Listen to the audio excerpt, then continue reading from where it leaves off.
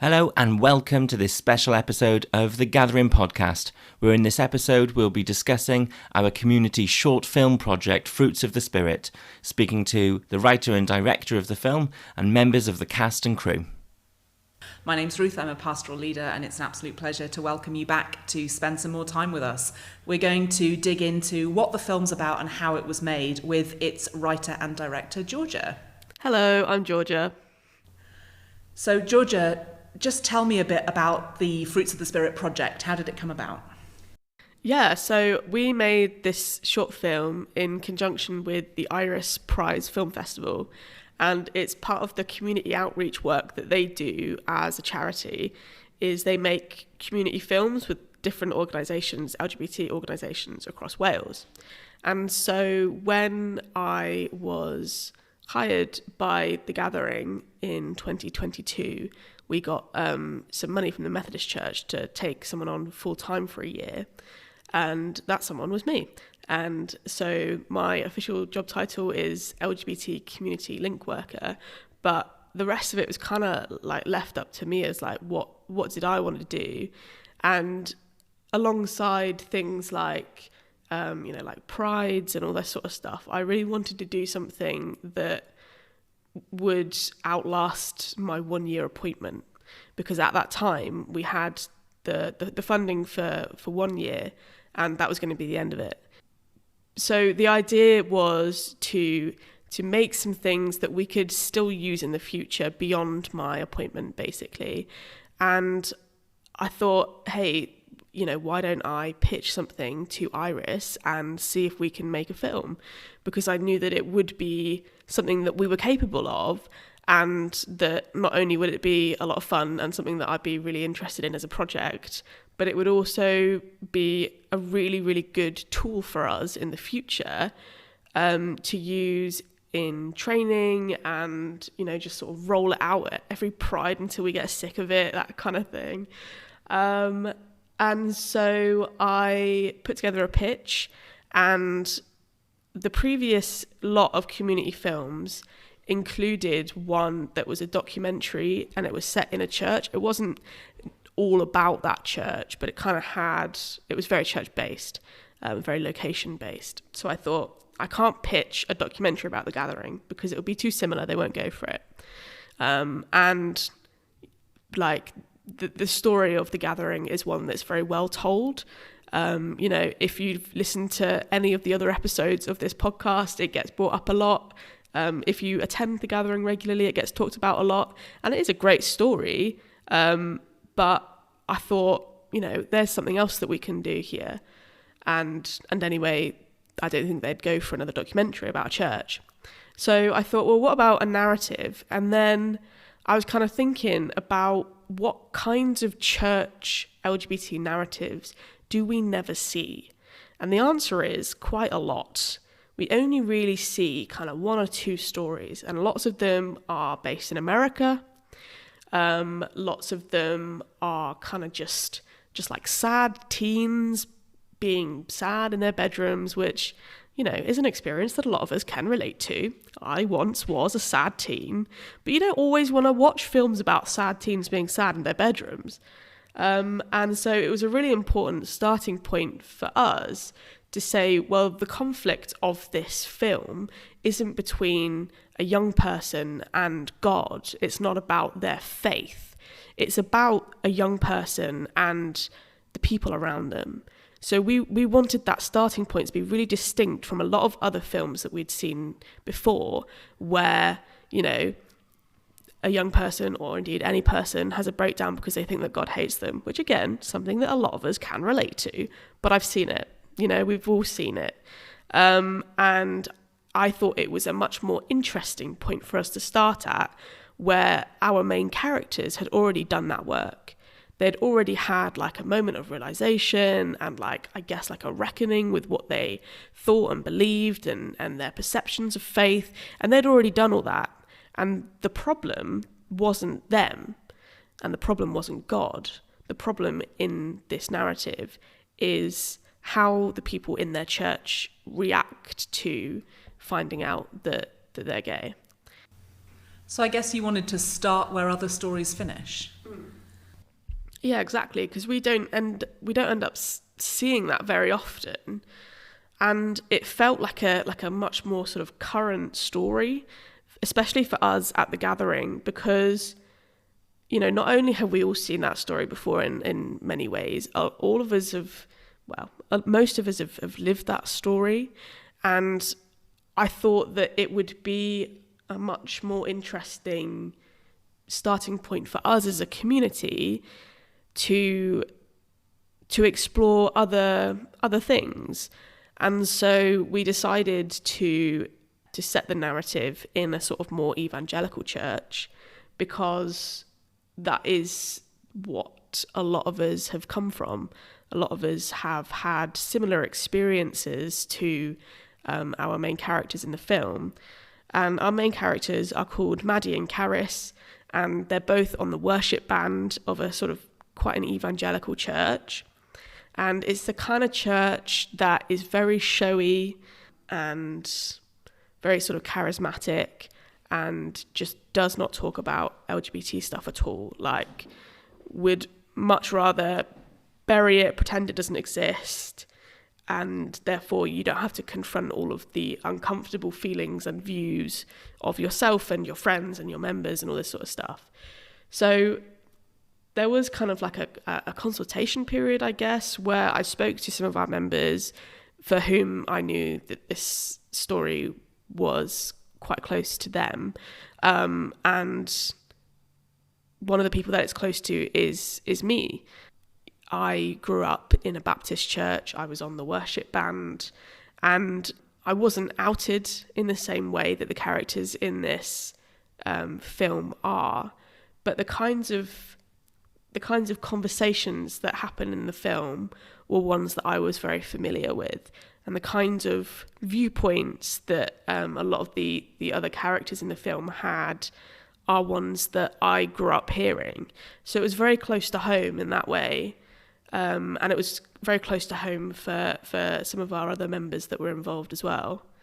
And with a story that is so close to your home, so close to your heart, how important was it that, if not a happy ending, you gave a hopeful ending for Maddie and for Karis? Oh, so important. I mean, sad church queer narratives are everywhere. And it was again really important for us to do something that we'd not seen very often, which was give it, as you say, a hopeful ending and demonstrate that there are church communities out there that will accept the Maddies and Karises of the world. And we know that because we are one of them. And not only are we one of them, but we work with other affirming churches in the area. And, we know lots of queer clergy or affirming clergy. Hi. Exactly. Like we know that there are places that will accept queer Christians, but lots of queer people don't know that.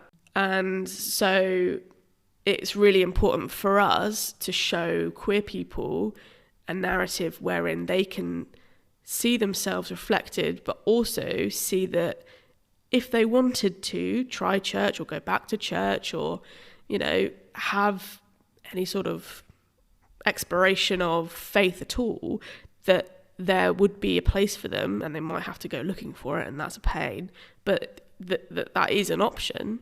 And it was also important for us to have this film to show churches as well. A lot of churches that we find in our, sort of professional work as the Gathering, that we want to make churches a safer place for LGBT people.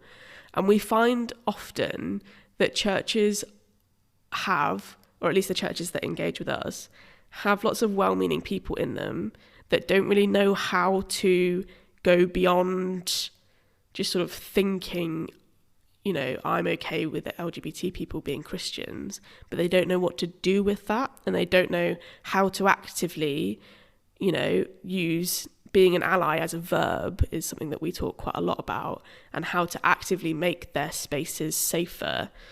So it was really important for us with this film as well to sort of structure it in a way that it leaves a lot of the questions open for churches.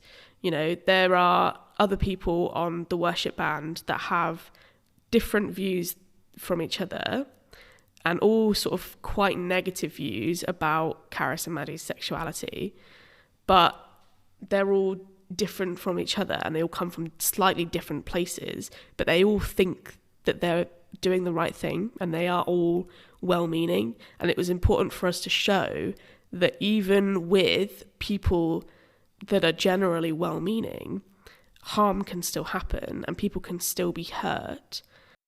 So it's important then that when people are watching the film, what they're seeing is the impact that this has for Maddie and Karis, not seeing the intention necessarily of the other characters.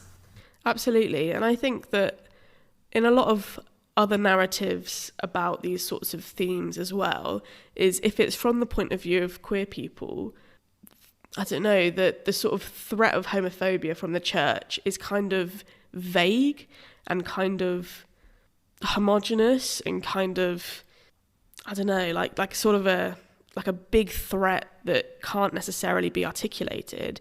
But the reality is, and we know this, is that harm happens in lots of different ways and people have lots of like wildly different views about this issue and how they should handle it.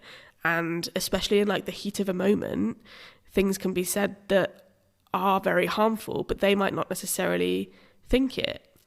And an example of that is that there's a character called Don, who is the reverend of this evangelical church.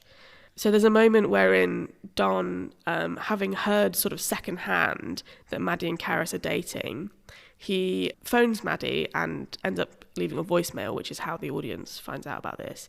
And in that voicemail, he says that, you know, he's not sure that they can continue their posts on the worship band because they're very sort of visible in the church and all that sort of stuff.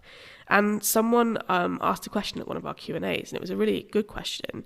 And it was, you know, how did you decide that Don was going to blackmail them? And it was really interesting for me because I don't think for the character, that's not what he thinks he's doing. He thinks that this is a perfectly acceptable voicemail to leave and is in fact the correct way of dealing with this situation. So the fact that it is quite transparently blackmail, that we can see, you know, if you don't stop being gay with each other, then you have to leave your positions on the worship band. That's an ultimatum.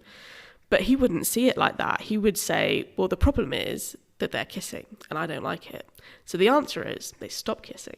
And the consequence if they don't is they lose their positions on the worship band. And for him, I think that's a very sort of cause and effect, you know, sort of common sense way to handle it.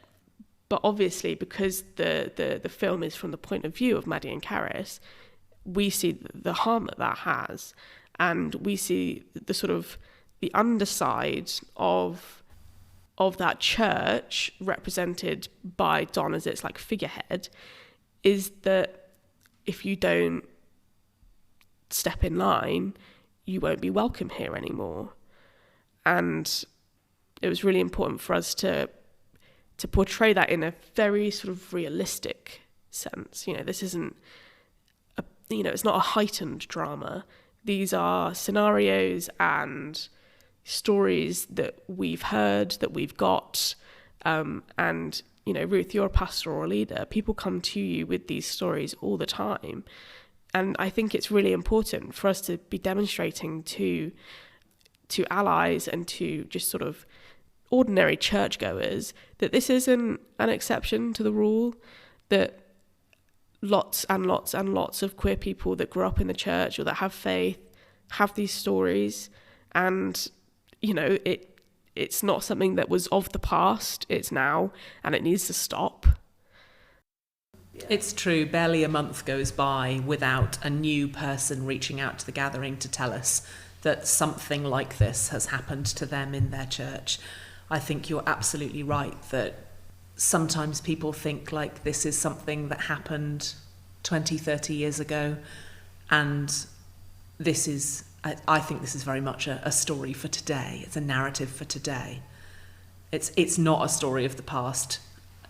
And I wonder whether you feel like it was important to portray it sensitively, exactly because this is the reality of what's happening in people's churches, and people might watch it and realise that this is the reality of what's happening in their church. Yeah, definitely. And I think that's also part of why I wanted the other people on the band to have different views from one another, because I think that if you're, sort of an average straight churchgoer and you watch this, and you might look at one character who's kind of a bit aggressive and you think, well, no one I know would behave like that. Sure. But then a different character says something and it's something else and it's still harmful. But you might think, oh, I actually do know someone that might say that or has said that in the past. Or maybe that's actually somewhere, that's a position that I was in 20 years ago. If this had happened directly in front of me when I held those views, I might have said that. And I think it's really important to have that sort of breadth of views, so that people can't kind of just write it off and be like, oh, well, I don't know anyone who would talk like that, therefore this isn't an issue that I need to be concerned about.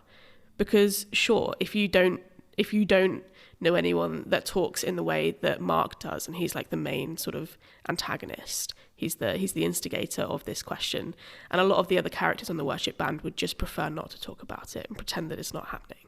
But he's the one that's like, no, we need to have this conversation now. So I think it's important to not just have the sort of agitator, but to also have the other people that have slightly different views, but in the end it's still, that scene is still very much an us and them. Even physically, that with the language of the film, how we were using it, is that scene is the outing scene is the longest scene, but it feels very claustrophobic, and that was on purpose. The location that we were in, Cateus Methodist Church, is massive. It's got massive ceilings. It's a really big room, but we made the choice that this scene needed to feel close and like it was happening out of our main character's control.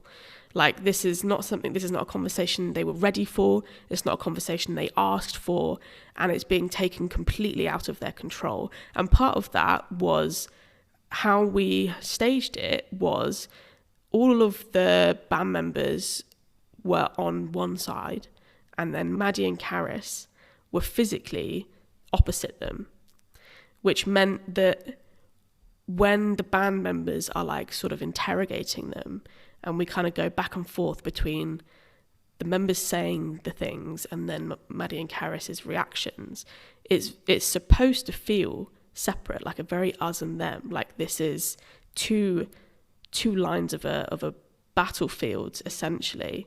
And a lot of the even like the language in the edit, a lot of those cuts are quite quick and quite close because we wanted it to feel claustrophobic.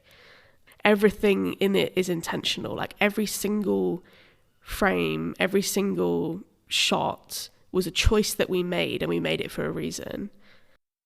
Now Ruth is going to talk to G, a cast member. And with me, I've got G. Hello. Who is also a pastoral leader at The Gathering, but took an important starring role in Fruits of the Spirit, and it's in that role that he's come to speak to me today. So, G, tell me, what was your role in the Fruits of the Spirit project? So, obviously, I'm one of the pastoral leaders at The Gathering, and so I was involved right at the start alongside the other trustees and pastoral leaders in actually looking at how would this work for us as The Gathering? How can we tell the story? And I loved how Georgia really involved everyone at The Gathering in that, and actually just listening and saying, okay, let's hear your story so that we can try and intertwine those into the story. And that was quite nice, actually, that when the script landed, we all sort of read the story and we could all see a little bit of ourselves and our own stories in it, which was really nice. So I'm not going to turn around and say, oh, do you know what, I just rocked up and I did a bit of acting on the day, because actually, no, there was more to it than that, albeit Georgia absolutely needs all of the credit for all of the work that they did. But the actual sharing of stories beforehand, some of the planning that was happening beforehand. Me being the administrative geek that I am, I was the one doing all the minutes and and just helping with running all of that side of things before we actually came to doing the rehearsals, doing the filming. But I guess the big, the obvious one is, yes, I also acted in the film. I played David, who is the sound engineer.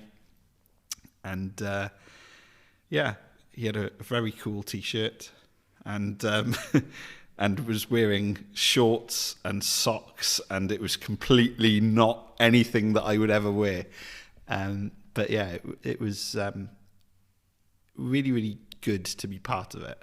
And the bit that really surprised me actually was when we were watching it for the very first time. We were all in that cinema watching it, and it was the first time I'd seen it. It was the first time most of us had seen it. And it's a really serious short film with really serious message behind it. And then I open my mouth and people in the audience start giggling, and I'm sat there going, well, am I the comedian here or something, am I? And it's sort of, he just brings a tiny bit of just freshness and just light relief to what is a really serious and important message. So tell us a bit about David. What's he like? He will be quite an arrogant and cocky kind of a person around what he does. He is the sound engineer. Do not mess with the sound engineer. He has got the mute button. He can, and he's not afraid to use it. He's not afraid to use it. Absolutely not. And he knows that, even though he's not necessarily got the musical ability that everyone else is, he's not up the front there leading the worship. He also knows that he's got a really important part to play in that, and sees himself therefore as being an integral part of the worship team. And so when the story actually develops and unfolds, I think he really lives it. He's really sitting there going, oh my goodness, these are the people that I see multiple times a week, that I class as friends, that I have the power to mute when I want to, but there's actual real stuff going on here. And I think at that point, he's not quite sure what to do. He's not quite sure maybe of what his faith tells him he should do, what church leadership says he should do, what his heart and his mind say he should do. I think he's trying to figure it out still during the whole of the film. So actually what we see is the process of him figuring it out as he goes along. He hasn't come in with a set idea, you don't think?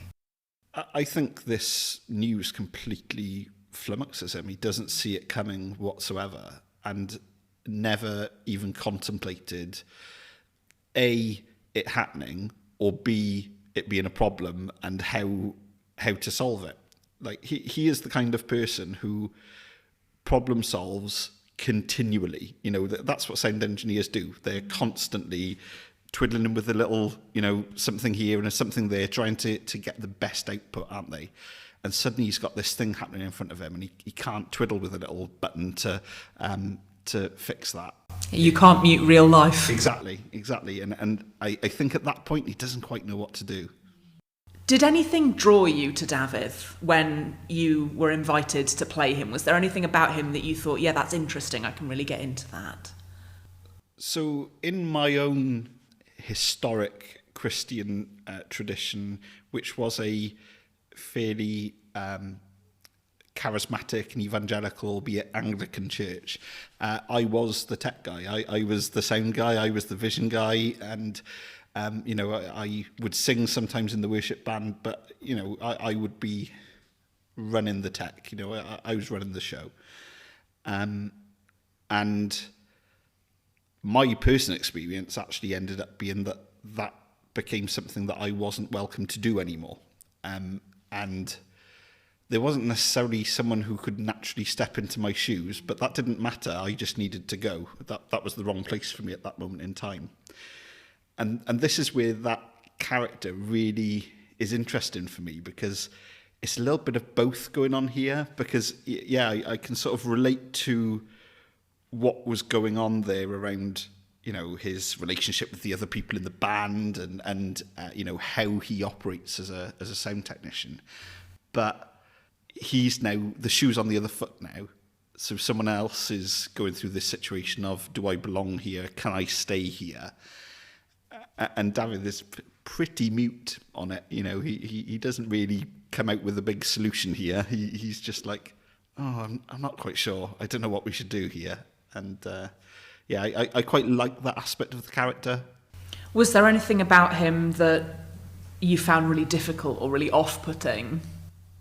The shorts and socks was a tough one. The costume was funny. It was funny. Thankfully, you only see the shorts and socks for about half a second at one point in the film, and the rest of the time you just see the cool T-shirt. I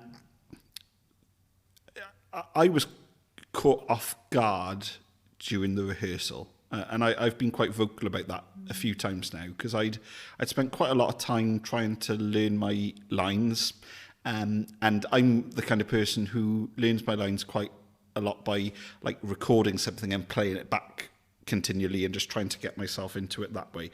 And so I always had the intention during that rehearsal to use the voice note thing on my phone and record it. And I did, and it's still on my phone. I've never played it back since, but it is still on my phone, and I could play it back. But actually, it was quite traumatic. The actual rehearsal was, because it brought back a huge amount of trauma in terms of my own experience. And then I sort of turned to Del, who I've known for like 18 years. And she was going through exactly the same as I was. We were both going through this really tough trauma. And you almost needed this strong person to pull you through it. And neither of us were that person at that moment in time. We were like, no, this is really tough. We need to take a few moments. So actually, the going through that rehearsal was the toughest part of this whole process. On filming day, it was actually quite easy, because we were running a little bit late and we just had to do take after take after take, so we didn't really have time to think about it. Whereas when we were in the rehearsal, we were sort of exploring the character a little bit more, exploring how does this all happen, how do we interact with each other. And I think because we had that extra time to do that, that's probably what made it more difficult. So when you're really exploring what's going on here. And that really caught me off guard. I wasn't expecting to go home feeling down and despondent and not in a good place that day. I was expecting to go home thinking, oh, great, we've got this film that we're working on. But actually, at that point, I was just dreading filming day, because I knew just how tough it had been, and it brought back a lot of memories. But I think that also is a credit to the script, because actually the fact that it did that means that it hit straight on the point around exactly what I went through all those years ago, what other people have gone through years ago and even since. So that's what actually made it then a pleasure to be a part of it, because we knew that this was hitting the mark. And what was your favourite thing that you did in filming? Which bit really stands out to you in your memory now about your favourite bits to film? It was actually in the opening credits, when you've got all of the extras worshipping. So it's like a worship part of the day, and that's actually the very first thing that we filmed on the day, with all of the extras. And there was a 30-second clip of How He Loves Us that we were playing continually, just for people to worship. However, it wasn't on a loop.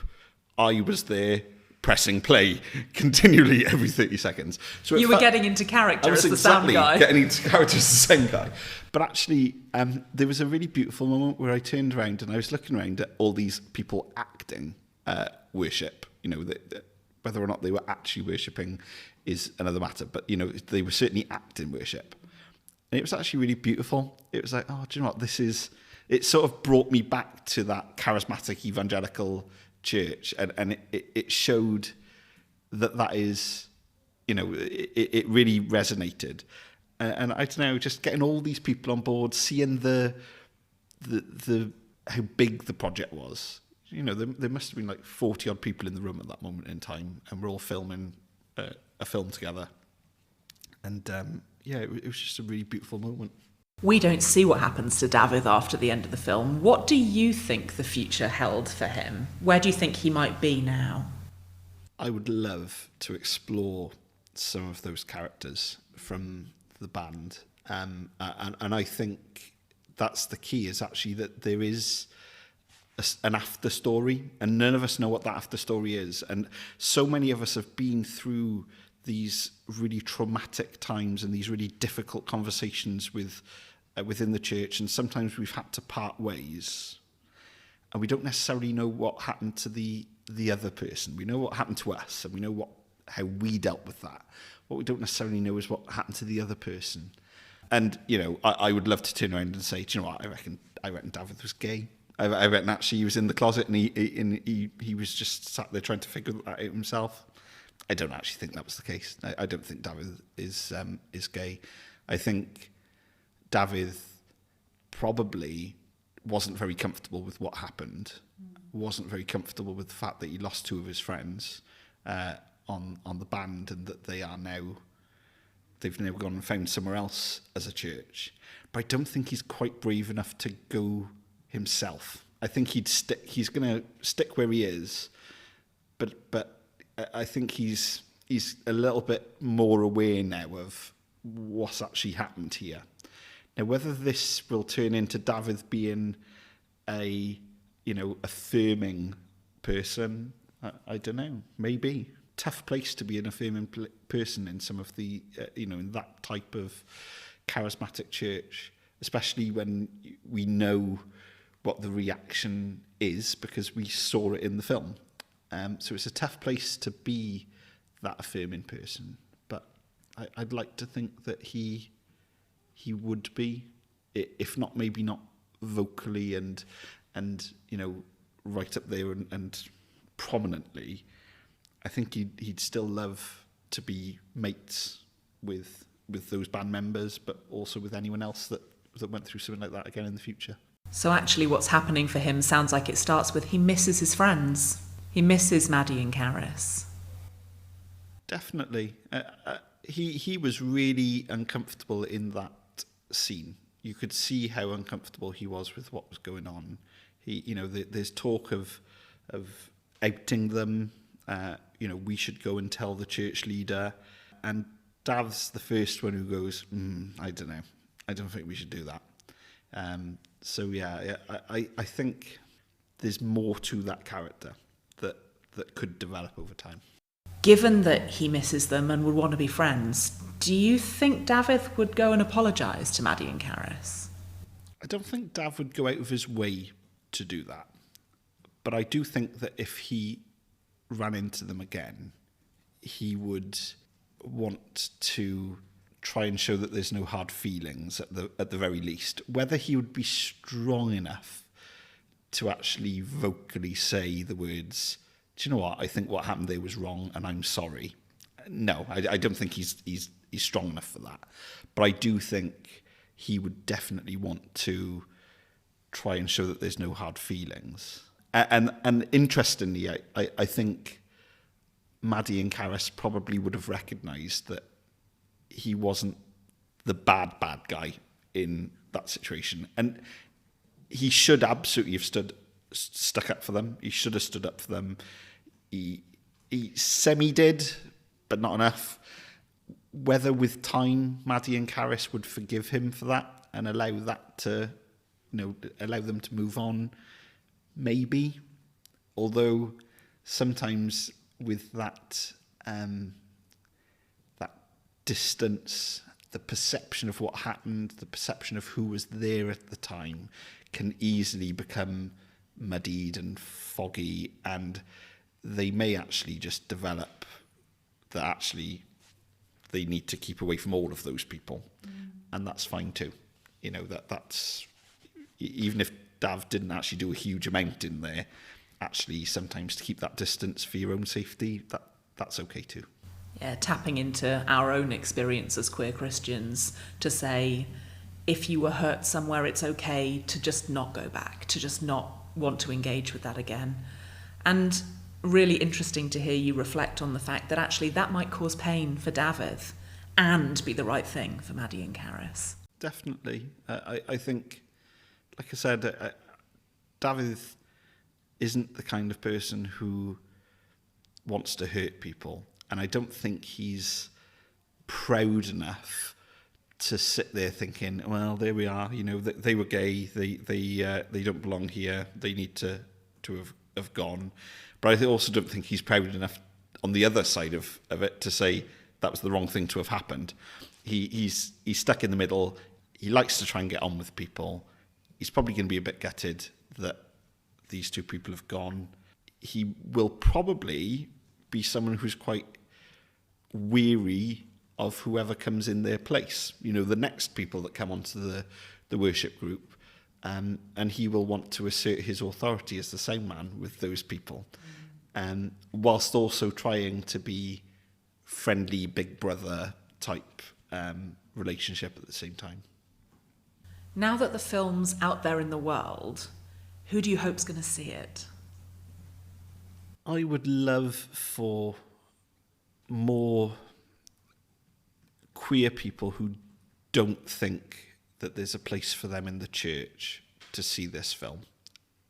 Because there are so many people out there who have a faith, they just don't know how or where or when to practice it and show it. And so as a result, they just feel they're not welcome in the church. So there we are, I'll be a Christian, but I'll just, you know, I won't go to church or anything like that.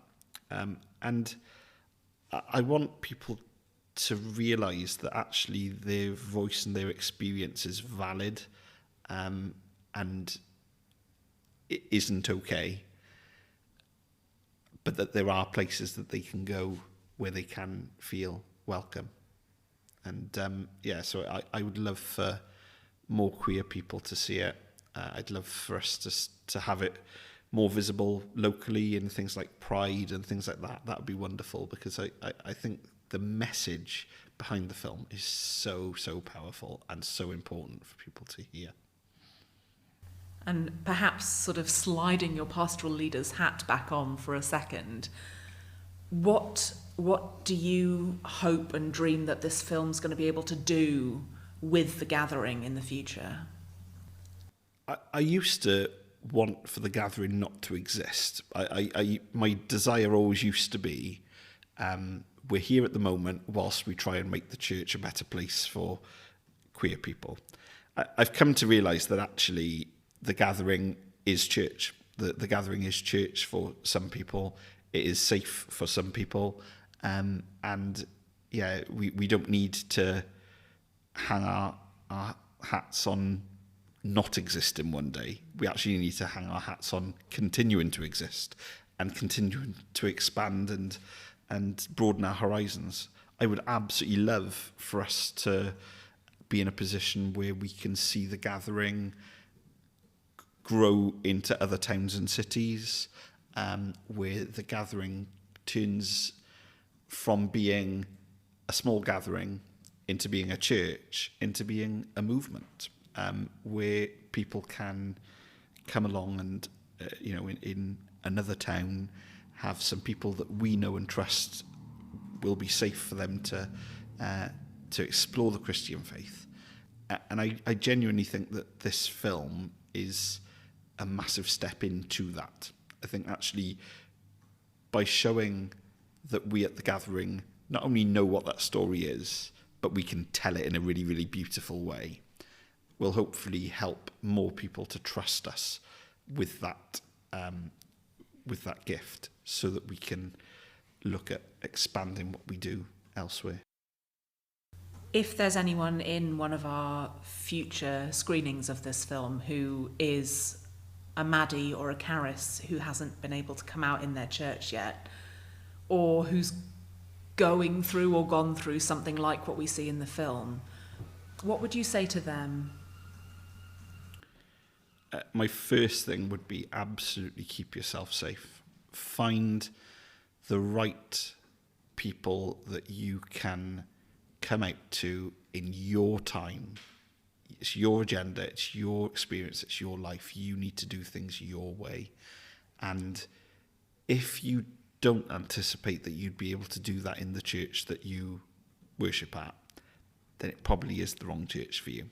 Even if you really, really love the music or the style of worship or whatever it is, you've got to be authentic. You have to be able to be yourself. And if you can't be yourself, it's not a safe place for you, because one day the mask will slip and someone, like what happened in the film, will see something that you hadn't intended for them to see, and questions will start getting raised, and what was a wonderful, beautiful place for you will suddenly become a really, really uncomfortable and unsafe place for you. And so I'd say do that before the damage gets done. Go somewhere that you can be your authentic self, and do it as soon as you can.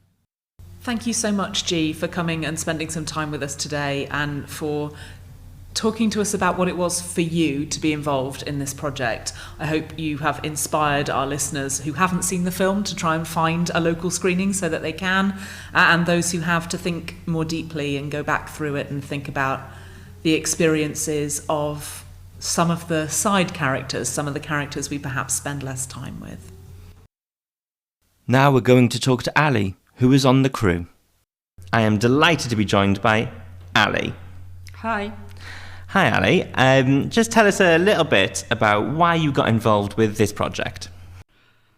Well, when I first heard about it, I thought, what an absolute brilliant script, and I just wanted to be involved in getting it put together on screen so that other people can experience, because the storyline was just really, really touching. Good. And what was your role in the film? I was a third AD, so crowd director, and I had a few other little jobs to do as well. So clapperboard, I was also an extra in the film, but my initial main role was crowd AD. And tell me a bit about that role. What were you involved in doing? So I was in charge of all the extras that were involved on set. So I had to direct them, make sure they were all okay, fed, watered, showed where the toilets were, and just general well-being, really. And then when it came to time to being on set, just giving them direction on how to act, what to do, what to say or not say. And yeah, that was basically a summary. Yeah, also not your first time being an extra or anything in a film. That's right, yeah. I've been an extra for about 9 years on various films and TV programmes. And what did you enjoy about being involved in this production? I've always been in front of the camera, and all the stuff that goes on behind the camera is quite in-depth, so it was nice to get a view of the other side, because I've got 9 years experience. So I thought I'd be the most suited for the crowd AD and helping them find their feet, and because a lot of them, it was their first time being in front of a camera, so having someone who knew the score was a massive help. Yeah, definitely. And what about the film as a finished product? What do you think about that? It was fantastic, yeah. A couple of moving moments, and probably triggering for some people, which I'm sure it would be when they see the film. But yeah, it was a brilliant piece, and all credit to Georgia for writing it. And how did you first see the film? So I saw it at the Chapter Arts Centre in Cardiff. We had a red carpet event and a few drinks. So yeah, there was a lot of people there, and more than I expected, to be honest. So it was very well publicised and attended. Good. And what do you hope will happen with the film in the future? That as many people as possible can see it from all parts of the world, because it's a poignant film and very niche, which a lot of Christians have probably, or LGBT Christians have probably experienced in their life at some point. And why is it important that The Gathering has made this film? Because we've been on that side. The storyline, a lot of our members have been rejected by the church, and it's basically getting our story out there and saying, yes, it's okay to be gay and Christian. You just have to find the church for you. Who do you hope will be seeing this film? As many people as possible. Churches, I think, to give them education, because there's so many churches that are still not affirming, and hopefully this will open up some questions and get them to approach us to want to become more affirming. Yeah, be a good stepping stone in that kind of conversation. Yeah, definitely. And what is your favourite bit about being behind the scenes? Just being able to be a part of making of the film and getting it put together, and not having to be told as much by the other crew what to do, because I already knew what was needed to be done. Sitting the extras in certain areas or getting them to move certain ways, which would have been a massive help to the other crew. Yeah, definitely. Yeah, and using that experience that you've had and being able to direct that. Yeah, absolutely. Thank you very much, Ali, for joining us and letting us know about your experience in filming Fruits of the Spirit. Thanks for having me. People who haven't seen the film won't know that on the title card when the film opens, there's a verse from the Bible. How did you choose which verse from the Bible you were going to use? So the verse that I chose, and I thought it was important to have a Bible verse after the title card, the main title card, just to sort of really ground that, you know, this is a church making this film. It's not just a film about church. And the verse I chose in the end was Romans 12, verse 2, which is, "Do not conform to the pattern of this world, but be transformed by the renewing of your mind." And the reason why I chose this is because, number one, it really sort of speaks to me as a queer person, that in the Bible it says, do not conform to the pattern of this world. And to me, you know, the pattern of this world is one that's very straight and narrow. And yeah, so that's why I chose it. And that for me, the process of sort of challenging my faith in regards to my queerness was a transformation where I was renewed in my mind. So for me, that verse was really relevant for my journey. And also, it's two meanings. I like it because it's a little bit tongue-in-cheek, because Romans is very often used, as another bit in Romans, against queer people. And also, I've seen this verse be used in completely the opposite way, where like a very sort of very evangelical style church will say that do not conform to the pattern of this world means don't be gay, because the pattern of this world is, you know, it's all cool on social media, they want you to be gay now or whatever, and that us, the real Christians, are, you know, living holy and godly because we hate gay people. I've seen it used in that way. So there was something subversive about this choice for you. Yeah. That firstly, this is something that's personally important, but secondly, it's about flipping the script for people. It's about saying, genuinely engaging with having your mind transformed and renewed might lead you to places you don't expect. If you think you know where you're going to end up, and if you go in with a closed view of what scripture might tell you, you're not genuinely engaging in what the passage asks you to do, which is allowing your mind to be transformed and renewed. Exactly. And you've been talking a bit about how all the choices that you and the team made were intentional as you were making the film. Was it difficult to decide on the look that you chose for Maddie and for Caris, about whether they were openly queer coded in the way that they dressed and did their hair and that kind of thing?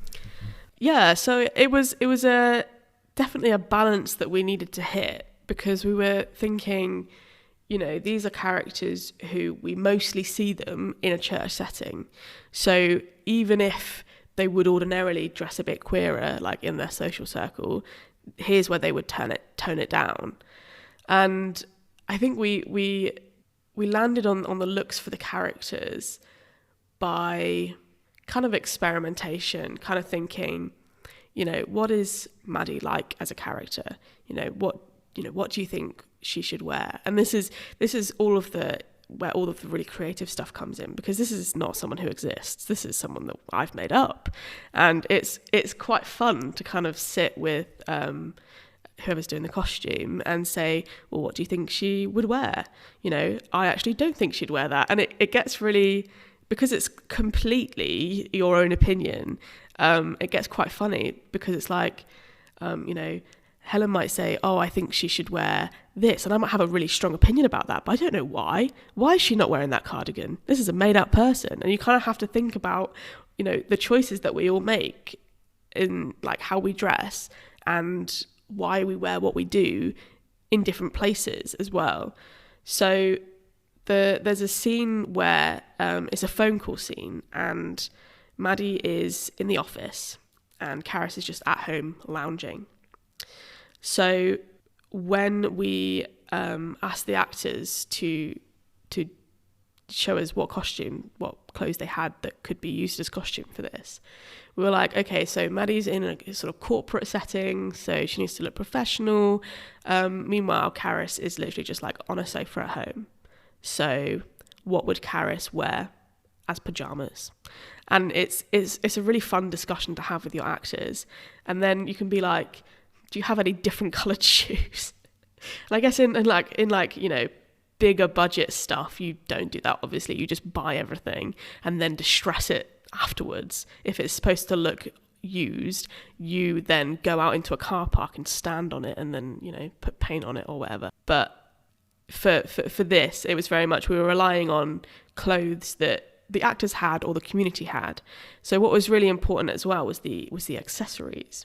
So we got a kind of a small cross pendant for Maddie, and that was sourced from the community.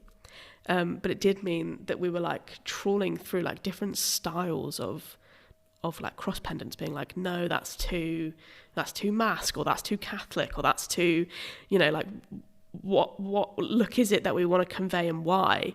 And it's all really, really specific. And ultimately, if you watch the film, you might not even notice she's wearing it. But if you did, you wouldn't think, oh, that looks out of place for who she is as a person. And one of the decisions that we made was that the character of Karis wasn't wearing a cross. And that wasn't necessarily for any reason. Like, that's just because, you know, some people do and some people don't. But because Karis is more mask. She wears a chain, like lesbians do. I should say that in a different way, shouldn't I? I mean, sure. Okay. And because Karis is more of a masked character, she wears a chain, which is very popular in lesbian fashion. And there is a shot where they have just had a conversation in the car. They're about to go inside the church for a rehearsal. And in the whole conversation in the car, you know, because they've just come from wherever they were, Karis's chain is visible. But then as they're walking into the church, she tucks it away behind her jumper. Again, not a detail that anyone will notice, but it's still important for us to be like, this is a signifier of queerness for Karis. That's how she wears it. That's why she wears it. But for her, if she wore that visibly in a church, that would signify something that she's not ready to signify. Even if realistically, the straight people on that band aren't going to think anything of that chain at all. They probably won't notice it's there. But for Karis, because it's connected to her identity as a queer person, she felt she had to hide it before she could go into that church space. And it's just like little details like that, again, if you're watching something and maybe you watch it once, or maybe, you know, you've been staring at it for hours and hours and hours and hours like I have, we're going to have very different experiences. And I know all of this because it was a choice that, you know, even if I wasn't making it, I was nearby. And yeah, I just think it's really important to communicate that everything is a choice in filmmaking. Like, even to the point where we designed graphics for this fake evangelical church that we thought they would have up on their walls, and then we printed them out and we put them on the walls. And again, and in terms of set design, that's not a particularly overt thing. It's quite subtle, and there's only realistically a handful of shots where you can see any of those posters at all, but it adds to the feel of it. It adds to the whole look of it. And what you're doing is, when you're shooting something like that, is you're taking a space and you're building a new language with it. And you're saying, you know, this church ordinarily says X, Y, and Z, but we're using it in a way that we want to communicate this. So I had a particularly fun afternoon designing a lot of bad on purpose graphics to put up as the set for this fake evangelical church. That was a lot of fun that I had that afternoon. And it was the afternoon after I had to write the risk assessment for the shoot. So it was a little treat for me, as I could make some terrible design choices. And you did make some playful choices in props and costumes as the film went on that show a sort of lighter side to what's going on as well. Yeah, definitely. Yeah, I mean, this film is about heavy topics, but it's not bleak. You know, it's at points stressful, and, you know, it's stressful to watch. I remember when we first put the music to that outing scene and we watched it back for the first time in the editing room, I was like, oh, this is stressful, because we kind of forgot, because we were so absorbed in like the minutiae of it. Like, how long is this shot going to be? You know, which take do we want to use for this line? And everything is a tiny, tiny, tiny decision. But it's not until we zoomed right out, stuck the music on it, and watched it from beginning to end, we were like, oh, like, this is really stressful to watch. And it was supposed to be. That's why we made all those decisions. But it's one thing to say this is what we intend this to be like, and it's another thing to then have it be like that, you know. So it sounds like the filmmaking process itself was quite an intense one for you. Think back for me, what were some of the highlights of making that film? Some of the highlights, I really liked writing it. I really enjoyed writing it, and it was a very involved process with the community as well. We had like a working group of people that wanted to be involved and give feedback on like various stages. So, you know, I wrote a first draft. I then edited it a few times before I sent it out for feedback, and we workshopped it. We said, I like what you're trying to do with this bit, but I don't think it works. And, you know, as with anything, it's a give and take. You know, there were some things that I was like, no, I think we need this bit here. And there were some things that were like, yeah, no, you're right, it doesn't work. Let's figure out a different way of communicating this. And there were some things that we had to change for practicality. So, for example, there's a scene in a car, and Maddie and Karis are just having a chat. But initially that was just outside. And then until we thought, we're kind of, we're setting too much of this outside, what if it rains? So we were like, what's an inside venue that we can have? And the car was the answer to that. But it changed that conversation.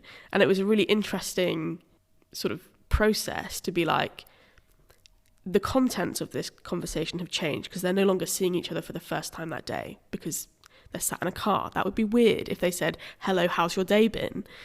But the purpose of the conversation is still the same.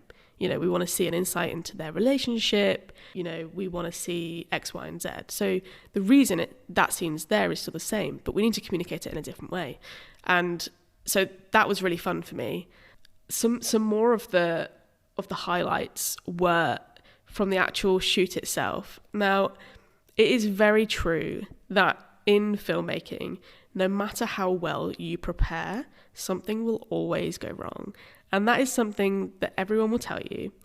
But, you know, even until like the week of the shoot, I was like, surely I've thought of everything. Like, I must have been through this a million times, but there will just be things that go wrong that you can't account for, and you have to be like really dynamic and flexible in the way that you approach those things. And so one of the things that went wrong was it was a 2-day shoot initially. We then added a cheeky third day about 6 months later, but the initial shoot was 2 days, and we were spending all day in Cathays Methodist Church doing all of the evangelical church bits, and then we also dressed a side room to look like a bedroom, which was another fun challenge because it was, it's a kids' room. It had like low-lying tables and like toys everywhere and, colourful pictures on the wall, and we had to dress it quickly to make it look like a bedroom and then also put it all back. And it worked really well. But yeah, one of the things that went wrong was right at the beginning of the day when we were filming all of the crowd scenes, because we thought we were going to film the crowd scenes first, get it over and done with, and then, all of our lovely extras, they can go home, and we haven't taken up too much of their Saturday. They're not just like sat waiting around for like when they're next needed. But the fire alarm went off, and that is not something that we accounted for. We were alone in the church, the caretaker gave us the keys and left. We didn't know where to turn the fire alarm off. So there was, a moment where we kind of had to scrabble around the church trying to turn this alarm off and hope it doesn't go off again. But that meant that we were behind schedule quite significantly at the beginning of the shoot, which is the last place you want to be behind schedule, because it means that you're stressed for like the rest of the day. And we did manage to get through everything. It just meant that we had to be quite precious with, some of the shots on the shot list. We were like, do we need this or can we say goodbye to it? And we had to be quite ruthless with that. But yeah, that was a highlight, but also something that went wrong. Another highlight, but also something that went wrong, was on the second day we used Helen's car. Helen was the director of photography, and we were filming in it all morning, and none of us had even considered the fact that using the windows while the car was off would drain the battery of the car. Because, when the actors are in there, you need to put the window down, do up their makeup or fiddle with the radio mics or whatever, There were all sorts of reasons why those windows were up and down. But at no point did anyone think this is going to drain the battery of the car until we had to leave to get to a second location. And Helen tried to turn the car on and the battery was dead. And at that point, there was only like 3 people in the car parks. Everybody else had already gone to the second location. And no one had any jump leads. And we had to bump start it basically. And there is a really funny picture of us all just like pushing Helen's car out of this car park. And at the time it was really stressful because it was like, the longer we faff around here, the more time we're losing on our second location. But looking back, that's just really funny. It's really funny. And Helen's car, Greg, thank you for all your hard work. Got a little shout out at the end of the credits as well. It's one of my favourite bits of the film, is the fact that Greg's in the credits. I think it's fantastic, but thank you for telling us the story of why Greg is in the credits, so that all the confused people who've seen the film will now be like, oh yeah, that's what that was about. It's the last credit as well. It's a special thanks. Helen's car, Greg, last special thanks. So yeah, that's the story of why Greg, Helen's car, made it to the special thanks section of the credits, and that's just basically because I thought it'd be funny. And so there were technical challenges in making the film. Were there other challenges in the process of getting the film made? So outside the shoot itself? Yeah, we were quite restricted on locations because quite a lot of churches in the area, if they're not affirming, they don't like us. I mean, just kind of like the scale of the project was quite big, and filmmaking, generally speaking, takes a lot of money. And we were funded through IRIS, but because it was a collection of community short films, we did have a budget, but it was not a big budget. So that was, always a consideration. How much is this going to cost? Who who's involved that's a volunteer, and how do we, show that we really, really appreciate their time, because, without them volunteering their time, we may not have had anyone on, the crowd AD or on props or whatever. That would have just been something that one of us would have to do in addition to all of the other things we were doing. So I guess that was kind of a challenge of getting it made. But it's it is what it is, and it's quite fun as well to kind of be like, it would be easy in a way if we had loads of money to throw at it. A lot of filmmaking problems disappear with money, and it was quite fun to be like, no, this is a project that's quite scrappy. So now that you've got the film made, who are you hoping is going to see it? Who are you targeting as your audience for it? There's kind of a couple of audiences that we really had in mind when we were making this film, and one of them was queer youth. We wanted to show them that if this was something that they were struggling with, like, it's going to be okay, and that there are affirming churches out there, and that we are here to help if we can. That was one of the primary audiences. Was kind of like, what would this have meant to me as a queer young person if I'd have seen this film, if I'd have had this film? And it would have meant a lot to me as a queer young person. So that was kind of one of the things we had in mind. And then the other thing is, we want to use this as a training tool in churches. We want to help churches become more affirming. We want to help them be more active in their inclusion of LGBT people. And yeah, like, we've got the expertise. We just want to, we want to help. And this is a really great vehicle for discussion. And yeah, I'm really hopeful that this can lead to a lot of material good happening in terms of LGBT inclusion in churches. And if anyone's listening whose church might be interested in helping with that, would they email you directly? Absolutely. My email is georgia@thegatheringcardiff.org. You can also head to our website and fill in the contact form. Please, please, please do get in contact with us. If you are a member of a church or an elder or the leader of the church and you think, this is something that I want to be more proactive about, but I'm not really sure how to do it, that's what we're here for. We have the expertise, and we now have the tools and the resources at your disposal to help you really make a difference in how your church is being inclusive of LGBT people. And we'll make sure we put Georgia's contact details in the episode details for this podcast as well. So if you didn't catch those, please do go back to the episode details and we'll make sure we put them in there. Absolutely. Yeah, we've had our first selection from a film festival. We are submitting to lots of different film festivals across the world, mostly in the UK. There's a lot of LGBT film festivals out there in general, so we've submitted it to as many as we can, basically. So the journey of this film has really only just begun. Over the next sort of year and a bit, we will hopefully be seeing it screened at film festivals, and then we are developing a resource pack to go with it, to train in churches with it, and then eventually it will just be able to be seen on YouTube. But that public availability is probably quite some distance away, isn't it? Yeah, it's at least a year away from now. That being said, if you're part of a community group or like a youth group or anything and you want to watch this film, please just email me and we'll see what we can do. Lovely. Thank you so much, Georgia. It's been a real pleasure to interview you about this project. Thanks for interviewing me.